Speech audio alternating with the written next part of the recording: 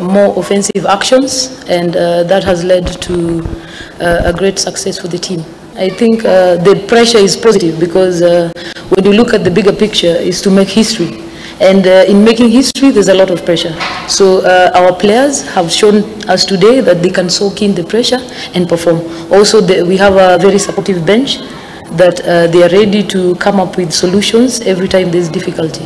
For us as a team, we are working hard to ensure that we strengthen the team first, ensure that we fill in the gaps that we think are still missing. So one, a lot of scouting is required, more scouting to fill up the gaps, and also more strategy, planning, and tactically sharp to be able to tackle a more tougher opponent than Ethiopia. From what I see, the lack of my teammates, it's the calmness, because on the training field, most of the things that we are going to show, we've been practice on that.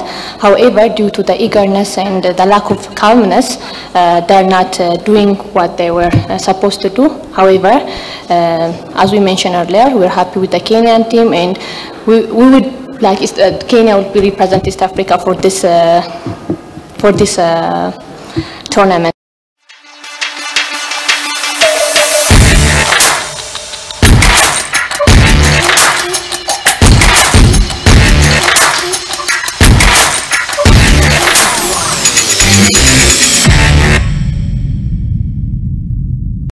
Haya, alifuati